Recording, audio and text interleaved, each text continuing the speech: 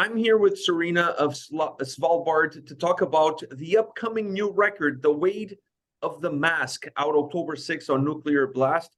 Thank you for taking the time today. How are you doing? Oh, thank you for chatting to me. I'm good, thanks. Just finished my regular job and now excited to talk about the album with you. So let's talk about this record. And I want to start off by asking you this. How heavy is your mask? Oh my gosh, that's a big question. I would say at the moment it feels like there is quite a lot of weight to the mask that I have to wear every day. Really sort of struggling with depression and anxiety and feeling a kind of lack of tolerance towards that in certain areas of life. You can't just show it all the time. So yeah, definitely feel a lot of pressure, which is what I mean when I say the weight of the mask is that external pressure that comes from society to act a certain way and act like everything's fine when perhaps that's not how you feel. How do you connect the title of the record to then the lyrical content within the album? Is there does this create a sense of a theme throughout this entire record?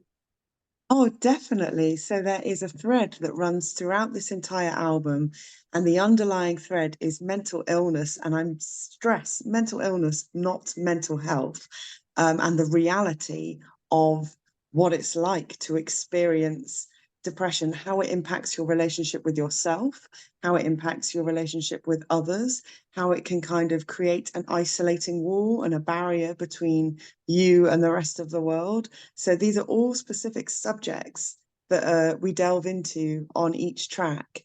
But the overarching theme is basically struggling with dealing with depression, but kind of pretending that you're not because you're so scared of the consequences of showing how dark your thoughts are.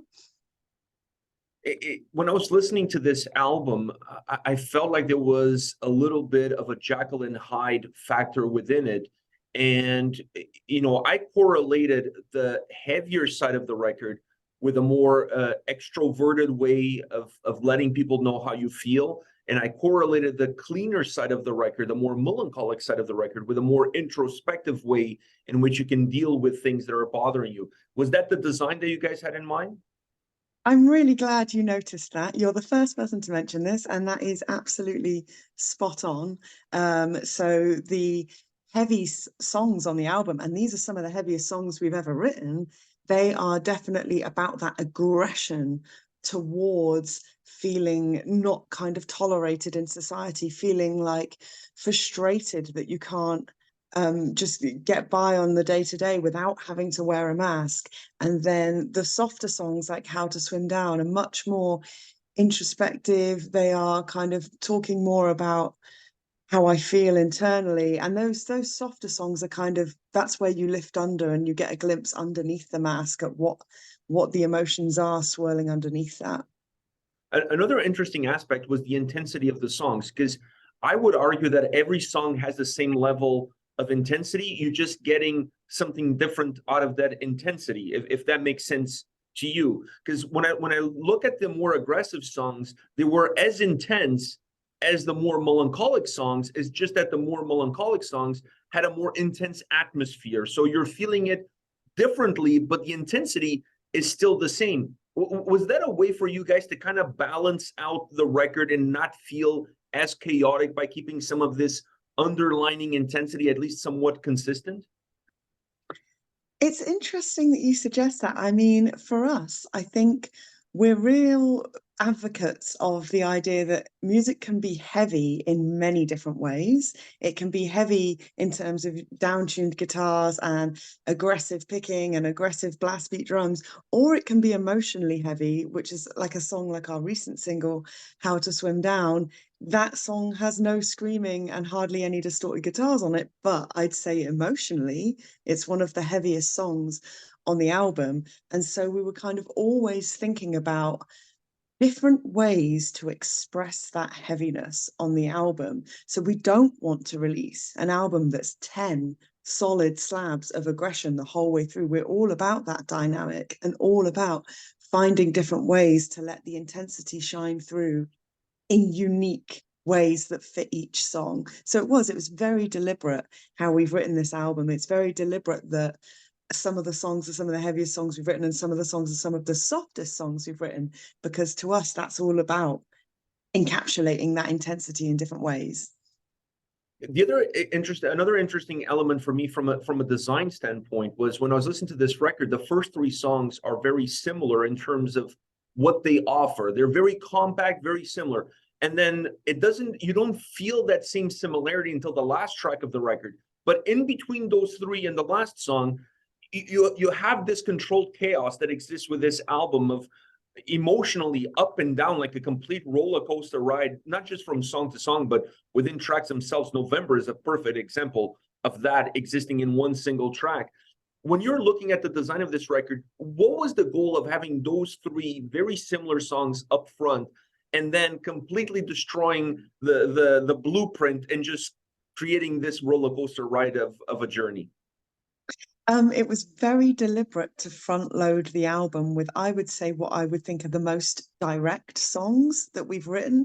We really wanted it to have that initial gut punch, that three, like your high energy, heavy, hard hitting songs right at the start, just to really sort of capture the listener's attention and capture the kind of get the real sort of burst of energy in there straight away from the get-go. We didn't want this album to be a slow builder, and it could have been. Like, we did play around with different track listings, and there was somewhere sort of a more slow burning song was at the start, and it didn't quite work. I think it's very important that we front loaded the album with all the heaviest stuff, and then when people are ready to have a breather after three songs of being hit in the heart by some very intense sort of metal, then I think the listener perhaps is a bit more ready to kind of go on the journey with us through the sort of darker, slower, more melancholic, more atmospheric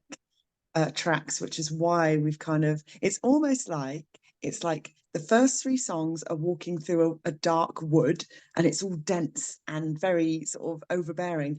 And then by track four, you sort of come to a big open field. But it's a tricky open field, because by the end of November, you're back into that dense forest again. And that's the beauty of the record, that allows you to still find pockets where you connect with that original experience, so you don't feel the album doesn't feel chopped or completely disconnected. It's definitely a very emotionally driven album. It drips in emotion, both musically, vocally, lyrically, obviously. Is there a song on this record that makes you feel a little bit more vulnerable? Oh, definitely. I'm going to pick two songs. How to Swim Down is not just my favorite song on the album, it's my favorite song Svalbard I've ever written, but I can't sing it without crying. I can't watch the video without crying, because it has so much meaning to me, and it comes from such a kind of I guess vulnerable place in my heart, lyrically and musically. Like, that song is all about unrequited love. It's all about silently loving someone from afar, and to kind of put those feelings out there into the public is quite a vulnerable thing to do, to sing about those things, even though I guess it's probably one of the most lyrically used themes in pop music. I definitely think I felt vulnerable in the sense that when we released it as well, because it's so different from the first two songs, from Faking It and Eternal Spirits. So there's that song, and then lyrically there's the last track on the album, To Wilt Beneath the Weight. That song is almost like painfully honest lyrically with what I'm going through. And it almost feels like the reverse of the light at the end of the tunnel. This song feels like the tunnel at the end of the light. And just having such a raw encapsulation of like the real darker side in your mind is quite scary at points. Like anyone can read those lyrics, anyone can read them and know kind of my deepest, darkest thoughts and emotions, which is, yeah, it's quite a daunting prospect in some ways. Will it be difficult for you to perform some of these songs live, considering that emotional baggage that comes with it? You know, the first thing I said when we finished this album to my bandmates was, I hope a festival never asks us to play this album in full live. Um, yeah, there's some songs like How to Swim Down. I don't know how I'd do that live without crying. And yeah, there's going to be certain lyrics, I think, on To Wilt Beneath the Weight, the lyric Grit Your Teeth, when they've just been broken. Oh my God, I don't know how. It's either going to go one of two ways. It will be like the most intense scream I've ever delivered on stage, and it will be really empowering, or it will be like almost too intense, and I'll have a breakdown in And front you of, have to walk off. You just, yeah. okay, concert is over. I'm done. I'm out of here. I need to go find something else to do. Maybe play some Mario Kart, something that makes me feel a little bit more joyful towards the world. The guitar sound on this record I thought was very interesting, because even when it's at its thickest, even when it's at its heaviest, it still feels very cold. It still feels very penetrating, almost voided of emotion, if you will. And that is something that stays true throughout the entire record. Did you guys have that emotion in mind? Did you want to portray that emotion with the guitars? And then how was the approach of creating that balance throughout the entire record? I think with the guitars, we're always kind of looking for a vast, icy soundscape, almost like a sound that would match the name of the band, Svalbard, which is a very kind of desolate, foreboding kind of place where not a lot of humans can live because it's so cold. I think we were trying to encapsulate that with our guitars. That's why I drench my leads in reverb and delay to give them that real kind of, yeah, that black metal icy kind of sound. I mean, I come from like a black metal band before I was in Svalbard. That's the main thing I listen to. That's what my solo project is I'm very much, my musical roots are in black metal, so it's a kind of a no-brainer that that icy coldness seeps through on my guitars. And it's interesting that you say it though, because I've had other people describe it the other way and say, oh, it's so beautiful and it's so like almost like Disney melody-esque.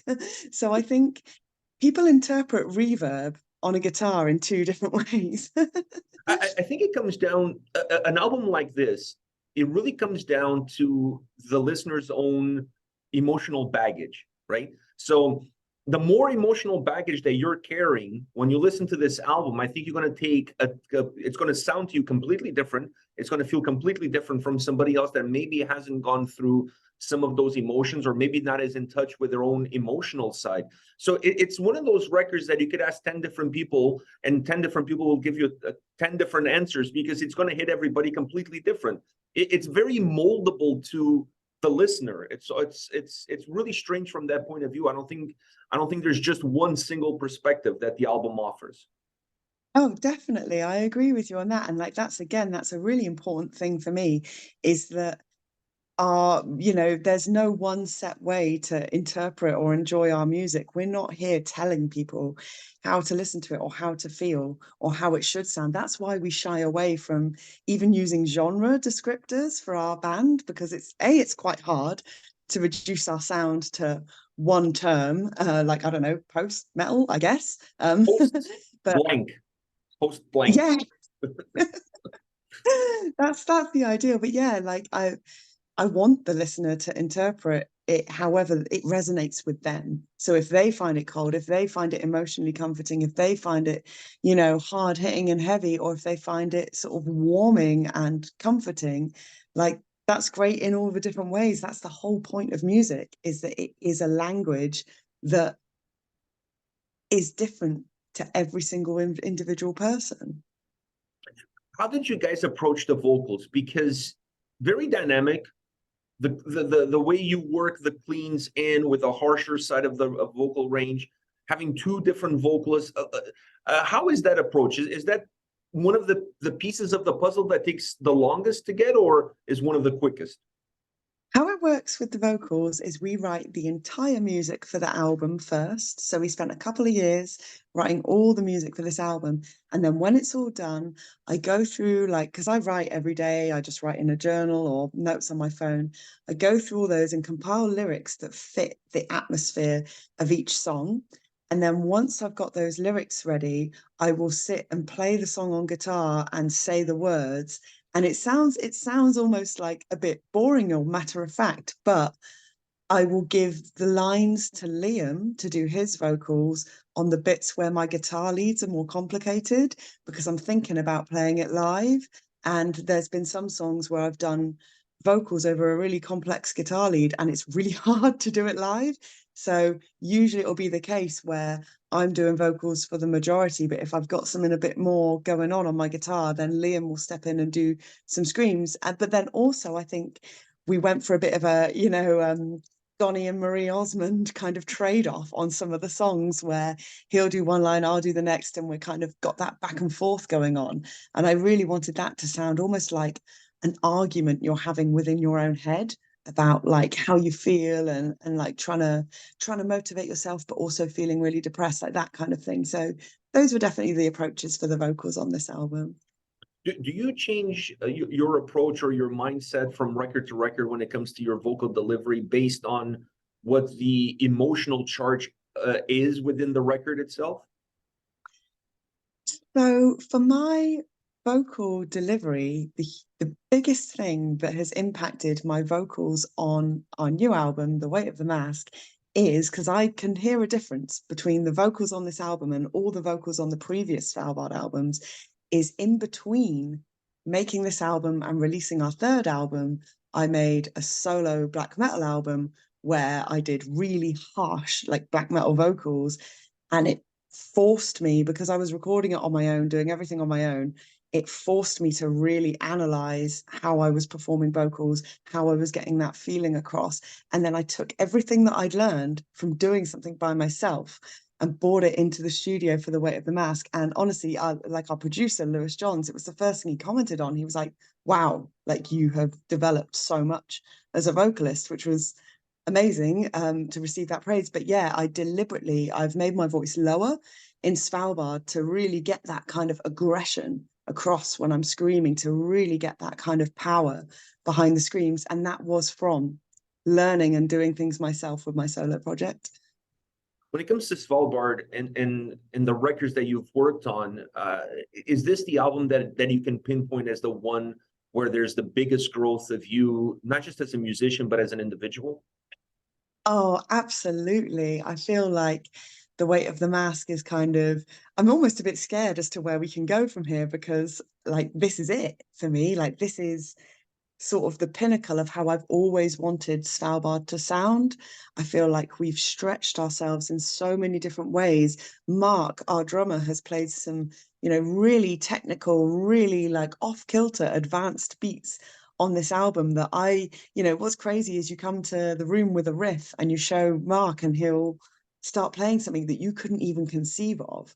And that's because he's constantly pushing himself. Same, with Liam and I, there was so many songs that we left on the cutting room floor for this album because we put a lot of pressure on ourselves. It's our first album with Nuclear Blast, and we look up to that label so much that we wanted to do them proud. We wanted to do ourselves proud. So it was almost like putting music under a microscope with writing this album, where we were analyzing every single riff. How can we make that better? How can, does this tiny little bit, these 5 seconds, does it add to the song? No, off it goes. You had to get really good at taking feedback when writing this album. Constructive feedback. Constructive Yeah. feedback. One last question for you. With the album approaching, the release date approaching, October 6th, just around the corner, what plans do you guys have for this release? Are you planning on playing some shows, doing some touring? What's in your back pocket? So we have a mainland Europe and UK tour the week after the album's released in October. So that's going to be super fun. That's a headline run of shows, and we're really excited for that. And then we are currently working on a lot of big plans for in the future. Once this album's out, we hope to be doing some really exciting tours. We hope to be playing in countries that we've not played in yet before. So yeah, and hitting up some of the festivals that have been on our bucket list for years. So it's all in the works at the moment, but the only thing that's announced so far is the headline tour in October. Well, I'm hoping that you guys announce some Canadian dates, some North American dates, some Toronto dates. I'm in Toronto, so I would be remiss if I didn't pull it towards me, because who cares about everywhere else? As long as you guys played here, I'll be happy. So I'm going to keep my eyes open and my ears open for anything that comes announced from your camp, from your side, and looking forward to seeing you guys perform some of these songs live. This is an outstanding record. Draining, emotionally draining, but emotionally charged as well. So thank you very much for your time today. I really appreciate it. Oh, thank you so much, Pedro. It's been an absolute pleasure talking to you today. Thank you for your questions. Thank you very much. All the best. All the best. Bye. Bye.